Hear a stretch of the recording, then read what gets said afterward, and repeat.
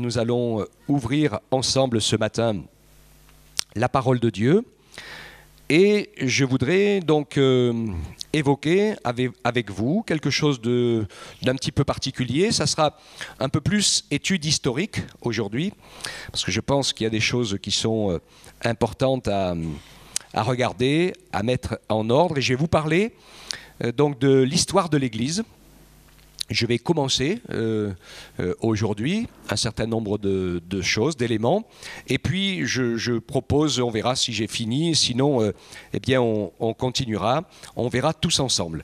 La première chose que je voudrais partager avec vous, c'est bien sûr la lecture d'un texte de la parole qui se trouve dans 2 Timothée, au chapitre 3 et au verset 16.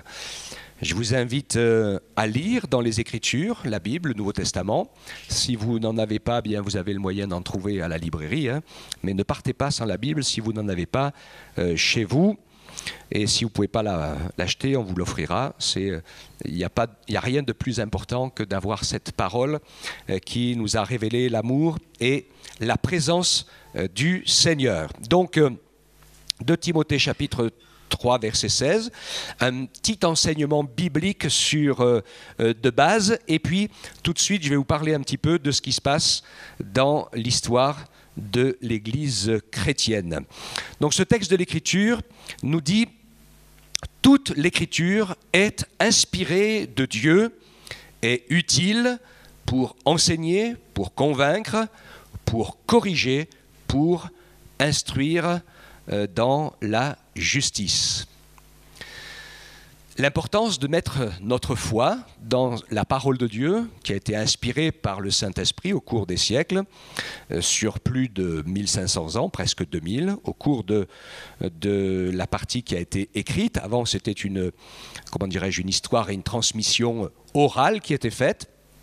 Et nous avons dans les Écritures la certitude de l'inspiration de l'Esprit de Dieu, de la réalité que Dieu et son Esprit ont veillé sur cette parole. Un jour, je vous ferai peut-être un message sur ce sujet-là. On le fait en général en études bibliques en petits groupes. Et c'est vraiment important de mettre notre foi dans cette parole. Et quand on met notre foi dans ce que Dieu nous a dit, ce que le Seigneur nous a dit, s'accomplit dans nos vies. Je pense que tous les chrétiens véritables qui ont expérimenté la grâce de Dieu, nous savons ces choses, nous les vivons, et c'est tellement important. Nous savons aussi que la première arme, la première attaque de l'adversaire, quelque part, le malin, dès le début, a été de mettre en doute ce que Dieu dit. Vous avez tous entendu parler de ce qui s'est passé dans le Jardin d'Éden avec Adam et Ève, avant la chute. Vous savez les avertissements que Dieu a donnés. Et puis, vous savez comment l'adversaire s'est approché insidieusement en disant « Dieu a-t-il réellement dit ?» Et à partir du moment où on met en doute ce que Dieu dit, alors, eh bien, il y a plein de choses qui peuvent se passer. On va le voir. Qui sont, ce que Dieu a promis, ça ne se passe pas. Ça, c'est la première chose, puisqu'on n'est pas attentif à la réalité de sa parole. Donc, évidemment, les choses ne vont pas avancer. Puis, le Seigneur nous demande de rester attachés, accrochés à la révélation de sa parole. C'est fondamental de rester attaché à cette révélation de la parole de Dieu, parce que nous savons que l'Esprit de Dieu nous entraîne à vivre des belles choses, mais que la nature humaine a facilement tendance à tout corrompre.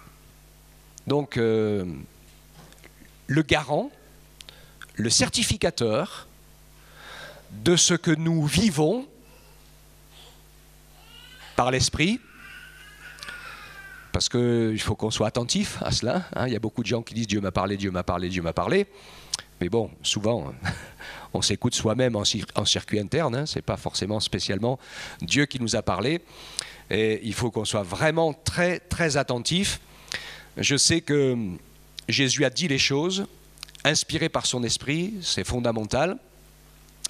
Et il a pu s'attacher à cette parole, et ce qui était la spécificité de Jésus, c'est qu'à chaque fois qu'il était ou interrogé, ou etc., qu'on lui demandait quelque chose, des comptes, des explications, Jésus disait « Il est écrit ». ok? Et si Jésus lui-même, qui est la parole de Dieu, faite chair, s'est bien gardé de rester révélateur de la parole quand il était dans la chair sur cette terre, mais qu'il a laissé l'Esprit faire, en se référant à « il est écrit », à combien plus forte raison ce doit être la même chose pour nous. Alors, je vais vous parler de quelque chose que déjà quelques-uns ont entendu, parce que quand on a fait des études bibliques par petits groupes, je vous ai parlé de la révélation de l'Écriture et puis de l'histoire de l'Église au cours de ces 2000 ans qui se sont accomplis. Et pour vous qui avez suivi cela, je vous ai parlé de l'effet sablier. Ça vous dit quelque chose?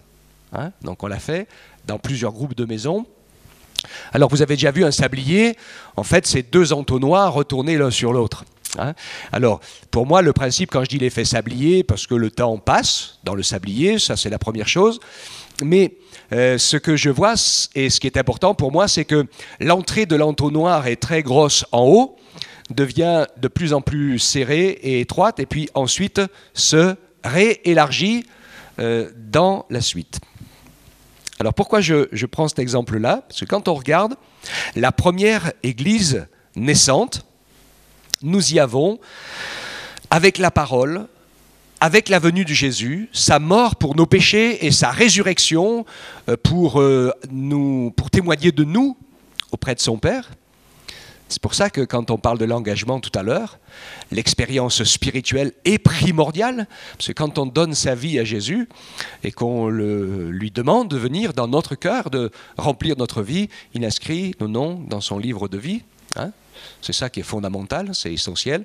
Et à partir de ce moment-là, le Seigneur commence à remplir notre esprit du témoignage du Saint-Esprit qui rend témoignage à notre esprit que nous sommes enfants de Dieu, nous remplir de sa paix, de sa joie et nous donner la certitude, la conviction qui est plus grande que notre intelligence et que notre raisonnement, que Jésus est bien le Seigneur, le Sauveur et que le connaître, c'est vraiment la plus belle des choses. C'est important ce que je vous dis ici. Il faut que vous sachiez que Dieu a décidé de se révéler à tous les êtres humains sur un seul dispositif très précis qui est notre amour de la vérité et pas sur nos capacités intellectuelles parce que nous n'avons pas tous les mêmes, d'accord ? Donc j'ai l'habitude de dire que Dieu ne se laissera jamais trouver dans une éprouvette. Vous pouvez faire ce que vous voudrez. Il cachera toujours l'arrivée. Hein, c'est toujours comme ça d'ailleurs. Hein. Ceux qui cherchent, ils ont raison d'ailleurs de chercher, mais quand ils ont trouvé au milieu d'une infinité de portes ouvertes, ils ont trouvé une porte, ils l'ouvrent. Qu'est-ce qu'ils trouvent derrière? Une infinité de portes à ouvrir. Et c'est ainsi jusqu'au bout, dans le plus en plus petit, comme dans le plus en plus grand. Dieu ne va pas non plus se révéler pour ceux qui seraient plus ou moins justes, plus ou moins moraux, plus ou moins sages et raisonnables, parce qu'il n'y a rien de plus injuste que les réalités de la terre dans lesquelles nous sommes. Et c'est facile de condamner certaines personnes qui vivent dans des vies de misère, mais il faut voir d'où ils sont sortis. Hein. Vous avez des gens qui sont nés dans des bidonvilles où la vie ne valait pas cher, et donc ils sont nés au milieu de l'insalubrité, du banditisme. C'est toute leur vie comme ça. Donc, comment vous voulez qu'ils deviennent des gens bien en un claquement de main, d'accord? On n'est pas tous égaux dans cette réalité-là. Alors, Dieu a décidé de faire une égalité pour tous.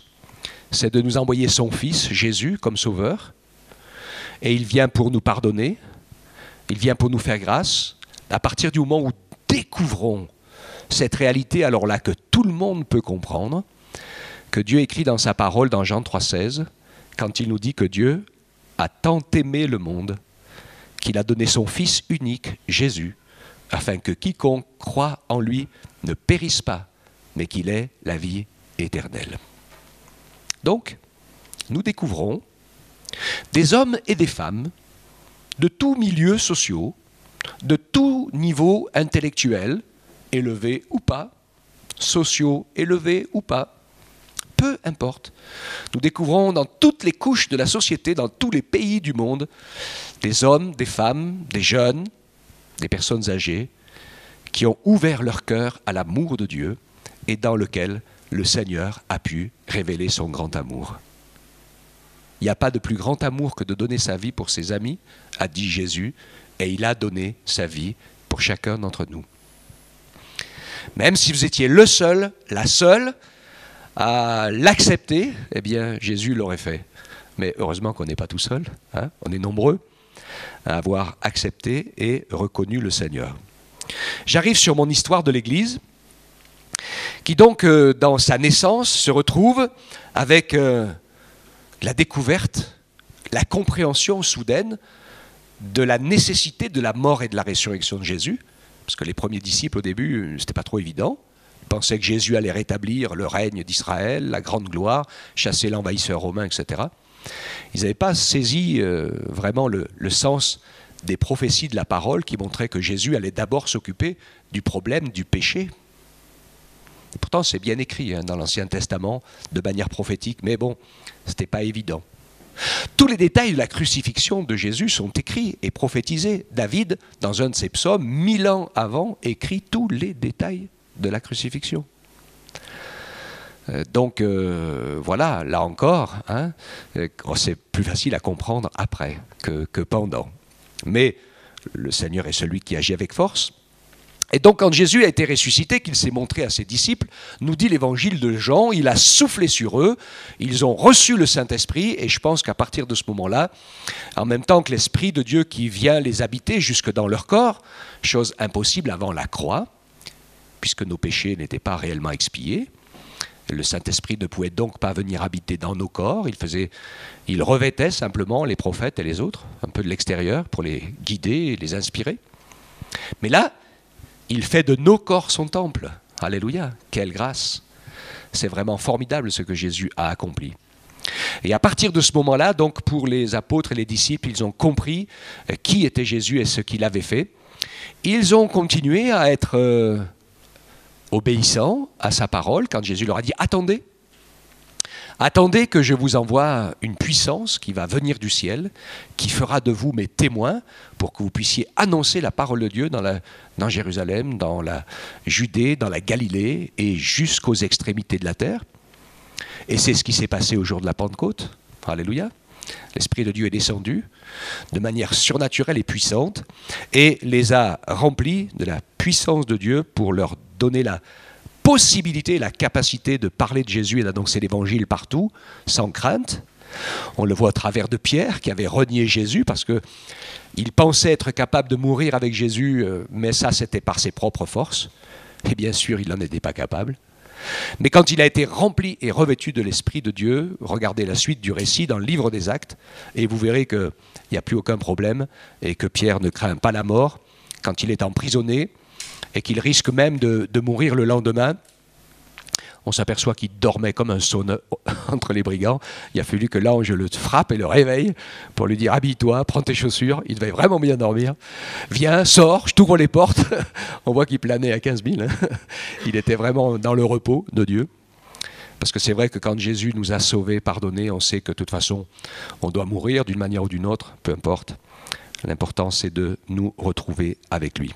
Donc toute l'action de Dieu était là. L'Église naissait, a commencé à grandir. Donc ils étaient 120 pour commencer, 3000, 5000, très très rapidement. Et vous pouvez comprendre, c'est facile, qu'il y en a un qui est vraiment pas content. Est-ce qu'on est d'accord avec ça? Bien sûr, l'adversaire, le malin, qui veut essayer de perdre tous les hommes, qui a voulu essayer jusqu'au bout d'empêcher Jésus de réaliser un parfait salut pour nous, de toutes les manières possibles. Bien sûr, il n'y est pas arrivé, parce que Dieu est puissant et souverain. Il veut maintenant essayer par tous les moyens possibles d'arrêter l'expansion de l'œuvre de Dieu. Première arme sévère. Vous la connaissez? Qui c'est qui la connaît? La première arme pour essayer d'arrêter l'œuvre de Dieu? La persécution. Un peu la religion, on peut dire, oui. J'ai pris en référence les 7 lettres de l'Apocalypse. Quand vous regardez les 7 lettres de l'Apocalypse, je vous inviterai à le lire, c'est encore une autre étude qui est super intéressante. Vous y découvrez l'état spirituel des églises différentes de l'époque, qui correspond aussi à l'état spirituel des différentes églises d'aujourd'hui, mais qui, par l'action puissante de Dieu, prophétise aussi toute l'histoire de l'Église. Donc c'est très intéressant pour nous, c'est facile aujourd'hui de nous retourner, nous qui arrivons à la fin des temps, parce que quand on regarde ces 7 lettres, eh bien on s'aperçoit qu'il y en a 5 qui marquent chaque fois qu'il y a eu un changement très important dans l'histoire chrétienne, et puis les 2 dernières qui correspondent à l'Église qui dort complètement, sans lumière, sans esprit et sans rien, et puis l'autre qui est fidèle et qui va aussi subir la persécution. Et je pense que vous écoutez les journaux, vous lisez les infos, et vous savez comme moi, si vous le faites, que vous tendez un peu l'oreille, qu'en ce moment, pratiquement sur la terre entière, il y a une persécution sévère qui sont la cause de presque toutes les guerres qui sont là aujourd'hui pour détruire, faire mourir, emprisonner les chrétiens, des gens qui vivent une foi réelle avec Jésus. Regardez et vous verrez, dans tous les pays, c'est le déclencheur de ces guerres civiles, de ces guerres ethniques, de ces guerres interreligieuses. Et les premiers à subir cela de plein fouet, ce sont les chrétiens qui sont persécutés et mis à mort chaque jour.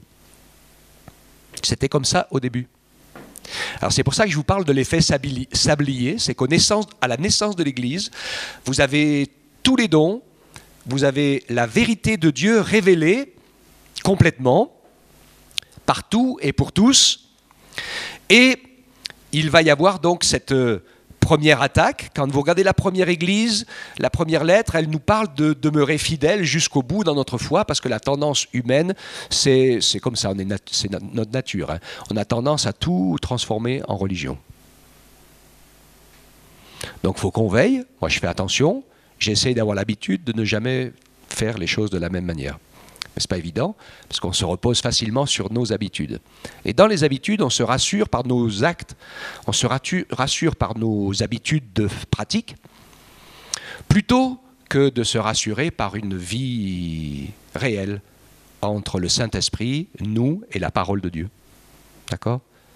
Ça fonctionne toujours à 3. Vous allez voir où je vais en venir, parce que la révélation de Dieu, qui est claire dans la parole de Dieu, est la révélation d'un Dieu trinitaire, qui est un mystère pas facile à expliquer, mais qui est une réalité incontournable, que j'aime à expliquer en toute simplicité. C'est que si Dieu était un être unique, il ne pourrait pas être Dieu, mais parce qu'il est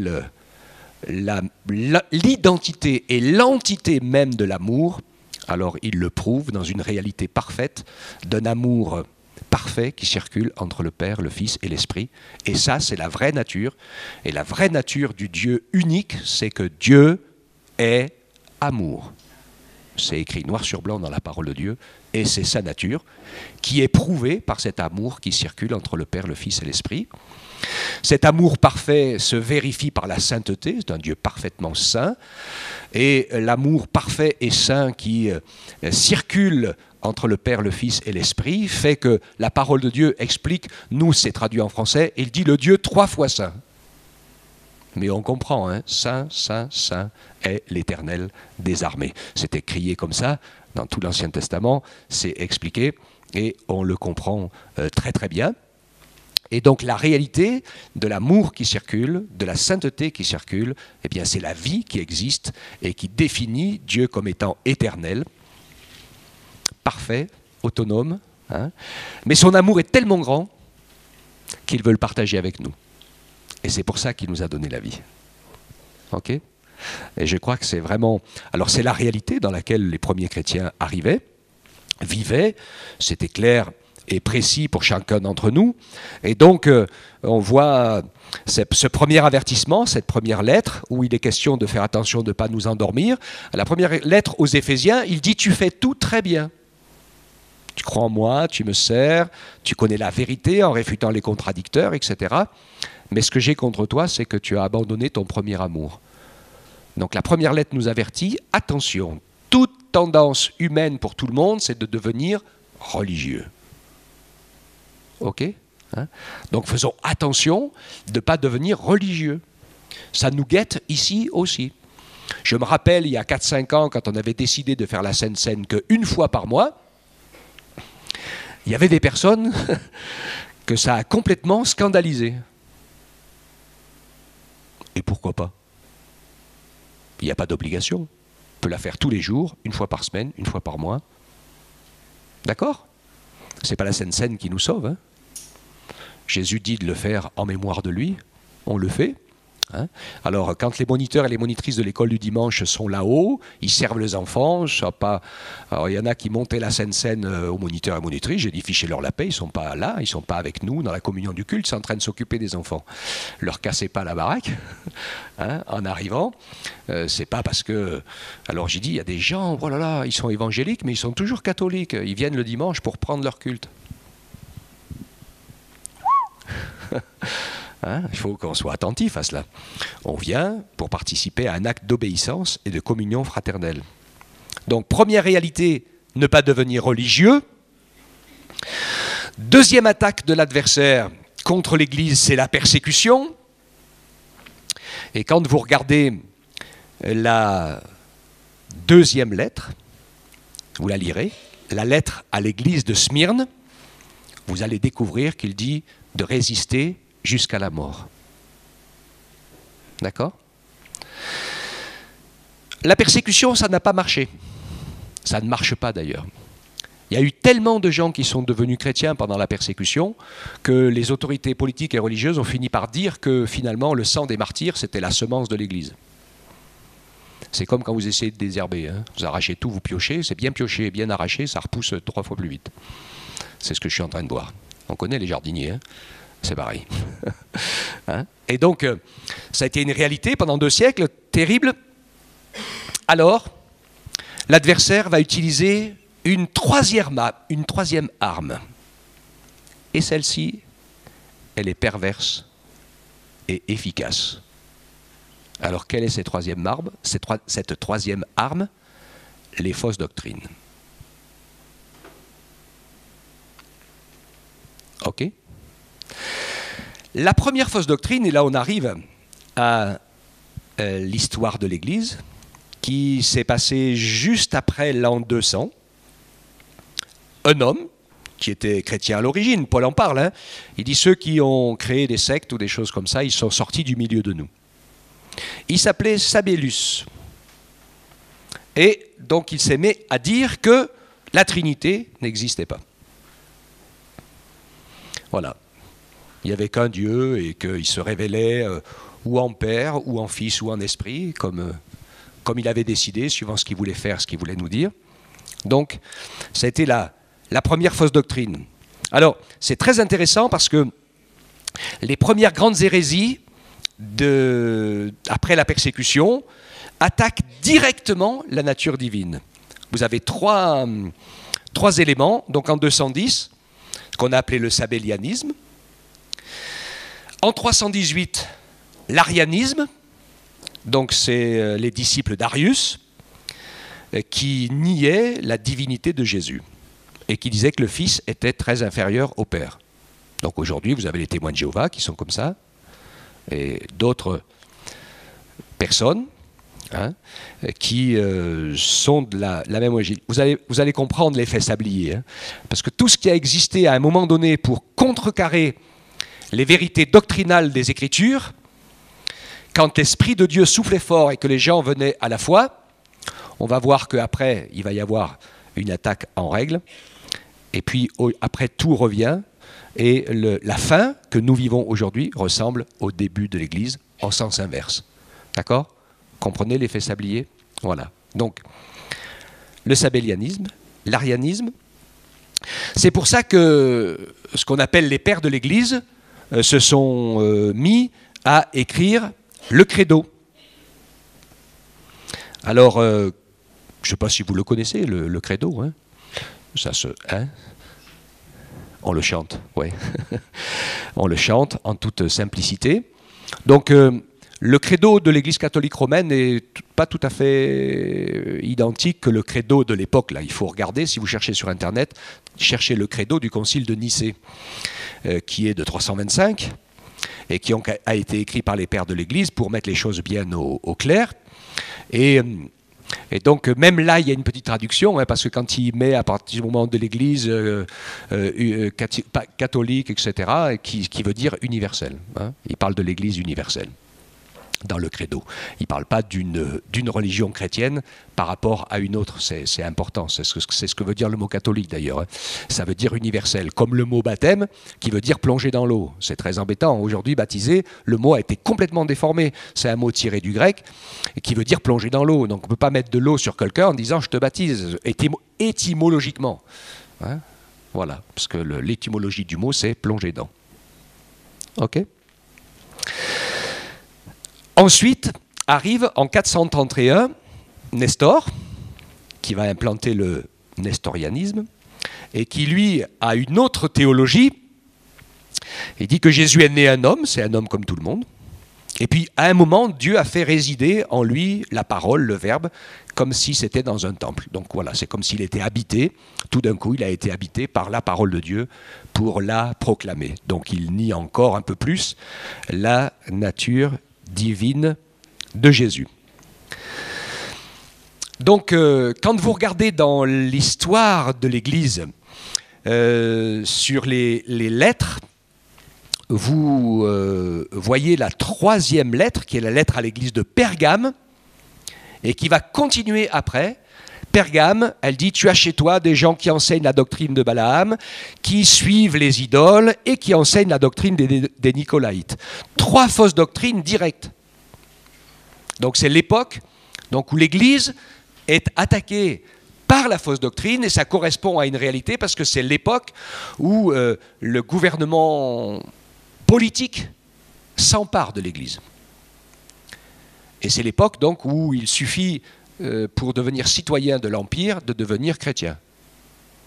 Ce qui n'a rien à voir avec la foi chrétienne. Parce que pour devenir chrétien, normalement, il faut naître de nouveau. Okay ? Donc à ce moment-là, le pouvoir politique s'est emparé de l'Église et a volé ce qui était à elle. Et sont arrivées donc toutes sortes de fausses doctrines. C'est pour ça que je fais l'effet rétrécissement de sablier. Et on va vivre une très longue période où il n'y a pas de texte, plein de gens ne savent pas lire, et il y a une seule chose qui peut être référencée, c'est que régulièrement, Dieu appelle des gens pour faire des œuvres de bénédiction, pour venir au secours de la misère. Vous avez entendu parler de Saint Vincent de Paul, les hôtels-dieux, et tant d'autres choses qui ont été faites. Des gens, vous avez, à l'époque, je l'appelais méthode. Alors, vous avez entendu parler des méthodistes, hein ? Mais pour ceux qui le veulent, je vous donnerai le petit plan, là, vous avez tout décrit. Les méthodistes, Wesley, il a pris ce nom parce qu'il se rappelait de Méthode, qui était un prêtre, qui en avait tellement marre de la corruption de son église, qu'il a pris des amis avec lui, consacrés, ils sont partis dans les pays du Nord pour évangéliser, annoncer la parole de Dieu, prêcher le message de l'évangile, clairement, comme c'était révélé dans la parole, sans s'occuper de tout le tralala que la politique et la religion mélangées avaient accompli ensemble, d'accord ? Et donc en mémoire, à notre époque, à nous, à l'époque de Wesley, hein, vous regarderez, c'est 1703, 1760, 91, la vie de Wesley. Et vous verrez qu'à cette époque, il a voulu que l'Église s'appelle méthodiste. Okay ? Donc il connaissait bien son histoire de l'Église. Voilà. Alors ce qu'il faut savoir, c'est que c'est comment dirais-je, le défaut de l'Église qui n'a pas su veiller sur la saine doctrine et qui s'est laissé infecter par toutes ces choses. Et après, donc, on sait que bon, les églises dites chrétiennes sont restées trinitaires, mais elles ont rajouté tout un tas de trucs qui sont plus que inutiles et parfois certaines très graves, voire anti-bibliques, comme la prière pour les morts, etc., qui est carrément du spiritisme religieux, qui est interdit dans la parole de Dieu depuis tellement longtemps. Et les gens se demandent pourquoi ils ont tout un tas de problèmes. Avec leur prière aux morts et leur messe aux morts, ils se retrouvent directement liés avec le monde des esprits mauvais. C'est expliqué noir sur blanc dans la parole. Donc évidemment, quand on s'éloigne du texte biblique, eh bien, il peut arriver tout un tas de choses. Et après, les gens disent, qu'est-ce que j'ai fait au bon Dieu pour qu'il m'arrive tout ça ? Ben, je leur réponds justement rien. Parce que si vous vous en étiez occupé, de savoir, de connaître, vous n'auriez pas fait ça. Et en ne faisant pas ça, il ne vous serait pas arrivé ce genre de choses. Ok ? Donc, la grande tendance des gens qui sont sur les œuvres, pour venir au secours de la misère du monde, et ce qu'on appelle les anabaptistes. Toujours eu des groupes de gens qui ont voulu revenir à la parole, qui se sont attachés à la parole. C'était pas évident, parfois ils étaient plus ou moins près ou loin, il y a eu des choses particulières. Vous savez, vous connaissez l'histoire, les guerres de religion dans notre pays, hein, combien tous ceux qui veulent mélanger religion et politique, eh bien, se retrouvent avec un esprit totalitaire. Et c'est ce qui se passe aujourd'hui dans une autre religion, ou dans deux autres d'ailleurs, hein, parce que l'Inde aussi, avec l'hindouisme, militant et violent, vit la même chose que l'islam aussi, qui est militant et violent, pour essayer de s'imposer par la force à quiconque. Et évidemment, c'est pas terrible. Donc vous comprenez donc les choses, ce petit groupe d'anabaptistes que vous retrouvez tout au long des siècles. On les appelait anabaptistes parce qu'ils refusaient le baptême religieux de l'Église officielle et qu'ils continuaient à s'engager dans l'immersion tout simplement pour appartenir à Jésus. Donc ça a été comme ça le couloir étroit pendant pas mal de temps jusqu'à ce que, et le Seigneur est le maître du temps, jusqu'à ce que Dieu ait décidé que maintenant, on allait passer la deuxième phase du renouveau, de la réforme, de la révélation. Et donc, un des faits très importants, qui est un peu déclencheur, donc vous avez entendu parler des Albigeois, etc., etc., il y a plein de choses qui existent, des Vaudois, des gens qui s'accrochaient à la parole de Dieu. Un élément moi j'ai appris à l'école que Gutenberg, il avait inventé l'imprimerie. Donc ça, tout le monde l'a appris à l'école. Par contre, ce qu'on ne nous a pas appris à l'école, c'est que c'était un homme impie qui vivait une vie de n'importe quoi, et puis qu'il a vraiment rencontré le Seigneur, que sa vie a été sauvée et changée, et que dans sa prière, il demandait à Dieu de venir, de lui permettre de le servir et de faire quelque chose pour lui. Et donc on est archi convaincu que c'est le Seigneur qui lui a donné cette révélation de l'imprimerie. Et c'est d'ailleurs, on ne vous l'a peut-être pas dit, hein, mais quand même, recherchez, et vous verrez que pratiquement le seul livre, mais surtout le premier, et tout ce que Gutenberg a imprimé, c'est la Bible. Parce que c'était la seule chose qui l'importait, que tout le monde puisse la voir. Et avec la parole de Dieu qui commence à être imprimée en langue vulgaire, et l'apprentissage de la lecture, etc., et des gens érudits que Dieu a secoué un peu, comme Luther par exemple, qui ont commencé à ébranler fortement toute la vie et l'apparat. Si vous regardez la vie de Luther, vous verrez que dans sa prière sincère et dans sa recherche, il était vraiment fâché contre les indulgences. Ok ? Parce qu'à l'époque, vous pouviez payer pour le pardon de vos péchés, et que si vous payez cher, vous étiez sûr d'être pardonné. Mais ça, c'est les hommes qui vous le disent. Ça ne marche pas en vrai, ça. Hein ? Ça n'a jamais marché en vrai. Hein? On sait que ce n'est pas l'argent qui pardonne les péchés. C'est Jésus, par la nouvelle naissance. Alors, Luther, il était tellement... il ne comprenait pas qu'il dit Dieu ne peut pas être comme ça. Donc il s'est mis dans la prière, il s'est mis dans le jeûne, il s'est mis dans la recherche du Seigneur, et le Saint-Esprit lui a révélé que le salut était uniquement par la grâce et par la foi en Jésus-Christ. Et pour lui, ça a été une clé qui a bouleversé son existence, et même au péril de sa vie, il a bataillé par tous les moyens possibles pour affirmer cette doctrine de l'Écriture, parce qu'elle est écrite noir sur blanc dans la Bible depuis toujours, que c'est par grâce que vous êtes sauvés, et par le moyen de la foi en Jésus-Christ qui est mort pour nos péchés.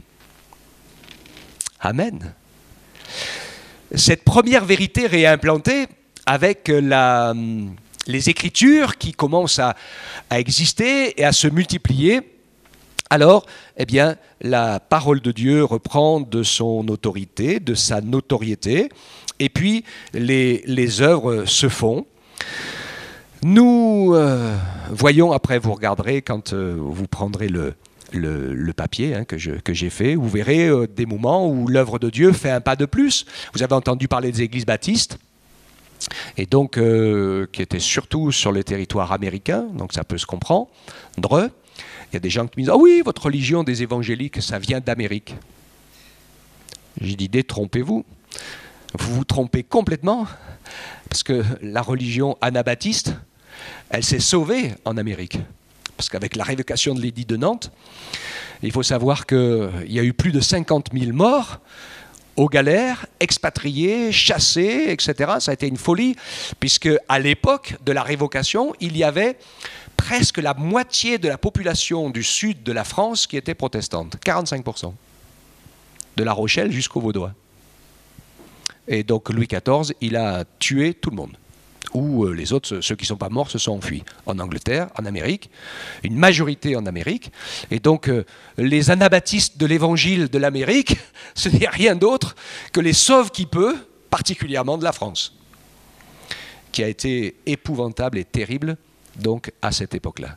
Donc il faut bien regarder l'histoire de près et comprendre les choses qui se passent. Donc le milieu baptiste s'est énormément développé parce qu'à cette époque-là, bien sûr, les anabaptistes étaient tous des gens qui baptisaient des adultes, hein, et donc ils ont pris comme dénomination le nom de l'église baptiste. Puis est arrivé pratiquement en fin 1890 et début 1900, ce qu'on a appelé le réveil de la Pentecôte. Donc un certain nombre de ces églises chrétiennes qui sont entrées dans le renouveau avec le baptême de l'Esprit, les dons de l'Esprit, la pratique de nouveau de la prédication de l'Évangile, avec la prière pour les malades, avec l'exercice des dons spirituels, comme la première église l'avait toujours fait. Alors je sais que certains ont écrit des bouquins en disant que voilà, c'était plus pour maintenant. En attendant, l'église chrétienne qui grandit dans le monde, qui est en train de prendre beaucoup de place sur la terre, ce n'est pas une dénomination particulière, mais ce sont tous les milieux chrétiens pentecôtistes, parce que le Seigneur a dit, vous recevrez une puissance survenant sur vous, et vous serez mes témoins. Donc le même défi de réévangéliser le monde recommence à la fin du sablier qui retrouve toute sa largeur, avant que Jésus revienne. D'accord ? Et quand la parole de Dieu aura été annoncée partout, le Seigneur revient, et il l'a promise dans sa parole. Donc c'est un défi, et de nouveau, la persécution donc, arrive très fort, par tous les moyens possibles, et regardez l'histoire, vous verrez, dans certains pays, on se dit, comment ça se fait que ces pays sont entrés en guerre civile ? Alors personne ne vous le dit nulle part, ça, aux infos, mais regardez les infos chrétiennes, et vous allez découvrir que c'est parce qu'il y a un réveil chrétien qui est en train de se vivre. Et que les gens sont en train de devenir chrétiens par centaines, voire par milliers. Et voilà. Ok ? Donc c'est vraiment important de voir ces choses-là. Et donc, en même temps que la persécution, reviennent les fausses doctrines. Il n'y a rien de nouveau sous le soleil. Je vous ai parlé tout à l'heure des témoins de Jéhovah. Hein. Je peux vous parler des Mormons qui se faisaient baptiser pour les morts, hein, etc. Donc c'est la définition d'une secte, c'est toujours quelqu'un qui rajoute quelque chose à la Bible. La vérité biblique, elle s'établit sur la Bible seule. On n'a pas besoin de rajouter ou d'enlever quelque chose. D'ailleurs, je vous ai choisi le verset clé d'Apocalypse 22, 17 à 21 pour terminer, qui nous montre le pourquoi et le comment de ces choses-là. Et c'est tellement important d'y arriver. Donc vous avez ainsi eh bien, des gens qui revivent et qui essayent, et qui, comment dirais-je, l'adversaire essaye d'implanter, de pervertir son Église par les fausses doctrines. Il faut savoir que dans le milieu évangélique, dans les années 70, il y a eu un vent terrible qui s'appelait les Jésus seuls. Donc ils ne s'appelaient pas les sabélianistes, parce qu'ils s'appelaient les Jésus seuls, mais c'est la même idée. Hein. Il n'y a pas de Père, il n'y a pas de Fils, il n'y a pas d'Esprit, il n'y a que Jésus. Donc voilà, un certain nombre de personnes, même de nos milieux, ont suivi cette doctrine, cette théologie, et ils rebaptisaient les gens au nom de Jésus seul. Parce que c'est écrit dans la parole, alors c'est là où on va au-delà du texte, hein, c'est écrit dans la parole de baptiser les gens au nom du Père, du Fils et du Saint-Esprit, mais dans certaines de ses explications, particulièrement dans une de ses épîtres, Paul dit, eh bien, ils avaient été baptisés du baptême de Jean-Baptiste, parce qu'ils n'avaient pas entendu parler de Jésus, et donc je les ai baptisés au nom de Jésus.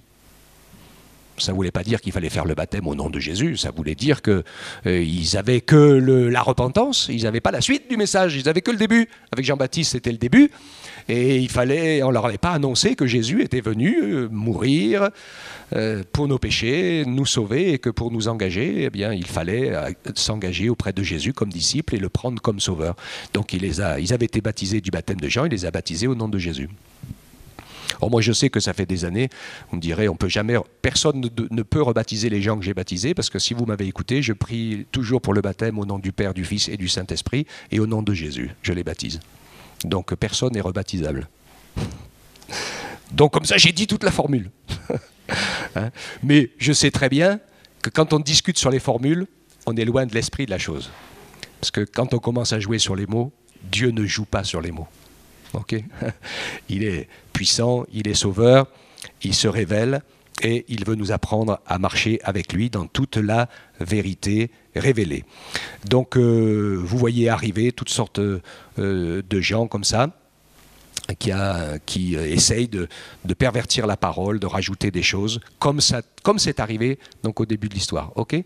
Persécution, fausse doctrine. Ça marche ? C'est vraiment important que nous soyons attentifs à ces choses. Et je termine avec ce texte de l'Apocalypse où le Seigneur s'est révélé dans toute sa puissance. Tout à fait à la fin, il dit l'Esprit et l'épouse disent viens, parce que l'Esprit fait l'œuvre, hein, Jésus est au ciel. Le temps de l'Église, les 2000 ans du temps de l'Église, c'est le ministère du Saint-Esprit qui vit avec nous. Alors ceux qui font, je vais quand même dire une dernière chose avant de le lire, il y a des personnes qui refusent de faire le distinguo et qui disent oui, mais c'est l'Esprit de Dieu, etc., etc. La parole est claire, elle est précise. Elle nous dit que l'Esprit sonde tout, même les profondeurs de Dieu. Donc il sait ce qu'il fait. Il vérifie que Dieu est dans les clous. Okay. Et puis il y a une deuxième chose qui est très importante, c'est que la parole de Dieu dit elle-même, et c'est Jésus qui le dit, il dit tout blasphème et tout péché contre le Père, contre le Fils, sera pardonné. Mais pas le blasphème contre le Saint-Esprit. Donc si c'est une seule et même personne, c'est bon pour tout le monde, hein. Enfin c'est bon pour un ou c'est pas bon. Mais si le Père et le Fils, il peut y avoir eu des blasphèmes et des choses qui ont été dites contre et qu'on peut recevoir le pardon, et que si on blasphème contre le Saint-Esprit, on ne peut pas recevoir le pardon, ça veut dire quoi? C'est précis, c'est parce que c'est le Saint-Esprit qui convainc de pécher. Donc si on refuse que le Saint-Esprit nous convainque de pécher, on ne peut plus être convaincu de pécher. Ok? Donc chacun fait son boulot dans la personne unique de Dieu, dont Elohim d'ailleurs est un pluriel, il faut le savoir. Hein. C'est comme ça. Donc l'esprit et l'épouse disent viens, que celui qui entend dise viens, et que celui qui a soif vienne, que celui qui veut prenne l'eau de la vie gratuitement, hein, c'est la parole vivante. Je l'atteste à quiconque entend ces paroles de la prophétie de ce livre, si quelqu'un y ajoute, Dieu ajoutera à son sort les plaies décrites dans ce livre. Et si quelqu'un retranche des paroles du livre de la prophétie, Dieu retranchera sa part de l'arbre de vie et de la ville sainte décrit dans ce livre. Celui qui atteste ces choses dit « Oui, je viens bientôt, Amen. Viens Seigneur Jésus, que la grâce du Seigneur Jésus soit avec vous tous. Amen. » Donc c'est important. Une autre distinction particulière aussi, puisqu'on parlait des distinctions entre l'Esprit et autres. Le Père seul sait le jour où Jésus revient. Ni le Fils, ni l'Esprit le savent. Ça ne marche pas si c'est la même personne. Ok ? Voilà. Dieu nous permet ainsi d'être attentifs, de nous instruire par sa parole. Alors tout le calendrier que vous pouvez avoir sur une petite feuille ici, je vous propose les frères et sœurs de l'Église qui avaient l'habitude de le laisser prendre à ceux qui n'ont pas l'habitude. Tout ça, je l'ai trouvé dans le dictionnaire. C'est pas difficile. Donc tous ceux qui veulent savoir peuvent savoir. Alors c'est vrai que c'est un peu évident, c'est pas évident parce que si on ne connaît pas les noms des gens, hein, si vous ne savez pas Arius, Abélus, Nestor, hein, vous n'allez pas le trouver. Mais si vous trouvez, si vous avez les prénoms et que vous les cherchez, vous allez trouver. Une dernière chose que je dis et qui est importante, il faut savoir que la première femme de Mahomet, Khadija, la veuve, était une nestorienne. D'accord ? Donc là, on comprend un peu les bribes de la théologie de l'islam hein, qui proclament aussi et disent qu'il faut écouter les gens du livre parce qu'ils savaient avant et ils connaissaient, etc. Il y a tout dans le Coran, hein, il y a tout et son contraire. Mais ça, c'est quand même écrit aussi. Hein, et que Jésus est le prophète, c'est écrit aussi. Après, il ne pense pas pour le reste, parce que comme lui, il a été instruit et la foi lui a été transmise par cette femme qui était nestorienne, qui ne croyait pas du tout à la divinité de Jésus, donc évidemment, il l'a retranscrit dans son idée religieuse, qui est quand même un petit peu particulière. Une chose est sûre, ce qu'on sait, quand on connaît la vie de Jésus, sa vie est parfaite, elle est sainte, il a sacrifié sa vie pour les autres, il a aimé, il a béni, il a secouru, il a fait du bien, on l'a cloué, on l'a tué, il a ressuscité, il n'a rien dit, comme un agneau qui offre sa vie en sacrifice pour nous sauver, contrairement à tous les autres qui s'imposent par la force et qui tuent tous ceux qui ne sont pas d'accord et pas contents avec eux. Okay. Donc c'est des éléments qui sont très précis. Jésus a agi dans l'esprit de son Père, qui est un Dieu d'amour et qui veut sauver. Amen. Et c'est important pour nous d'être attentifs à ces choses. Et quand vous lisez dans le Credo, bien sûr, nous croyons au jugement éternel, hein, et où Dieu, dans son amour, essaye de faire notre possible pour que nous puissions le choisir, le connaître et vivre le pardon de nos péchés. Parce que si nous ne le vivons pas, si nous ne l'expérimentons pas, eh bien, nous allons nous retrouver entrés dans l'éternité, recouverts avec nos péchés, et donc dans l'impossibilité totale d'entrer dans le ciel et d'entrer dans sa présence. Et c'est pour ça qu'il est tellement, tellement, tellement important d'accepter Jésus comme son sauveur, de le connaître et de le suivre de son vivant, le plus tôt possible d'ailleurs, parce que comme Dieu nous a donné la vie aux uns et aux autres, il nous a créés et il a en lui, par l'inspiration, de nous conduire à faire vraiment ce pourquoi on est né. Il y a tellement de gens qui sont tellement malheureux sur cette terre parce qu'ils essayent de faire tout autre chose que ce pourquoi ils ont été faits. Mais quand Dieu nous montre comment on est fait et pourquoi on est fait, eh bien on peut pleinement se réaliser, être pleinement heureux et trouver un sens à sa vie parce qu'on va entrer dans ce pourquoi nous avons reçu la vie. Et en général, ça nous va comme un gant. Amen. Que Dieu soit béni. On le remercie tous ensemble. Père éternel, notre Dieu, nous voulons te bénir et te rendre gloire. Tu es un Dieu d'amour, parfait, 3 fois saint. Tu t'es révélé au travers de ton Fils Jésus, la parole faite chair. On te bénit, Seigneur, parce que tu as encore touché les cœurs aujourd'hui, comme tu as touché les nôtres un jour. Plante en nous cet amour de la vérité, Seigneur, et le fait de pouvoir croire qui tu es, comme tu es, afin que ta puissance et ta conviction puissent nous remplir et nous envahir. Merci, Seigneur, de nous permettre de garder nos cœurs et nos esprits sur toi et en toi, parce que tu es un Père, un Sauveur et un ami. Et permets-nous de nous imprégner de ta parole, pour la connaître, la lire, la méditer, afin que nous ne laissions pas l'adversaire infiltrer dans nos têtes, dans nos esprits, dans le monde qui nous entoure, toutes sortes d'idées qui sont contraires aux tiennes. Parce que tu l'as dit, la terre et le ciel, tout passera, mais ma parole ne passera pas. Oui, Seigneur, ta parole est éternelle, nous le savons, nous le vivons et nous le proclamons. Au nom de Jésus, que cette parole se révèle en chacun de nous par la puissance de ton esprit, Père. Amen. Amen. Alléluia.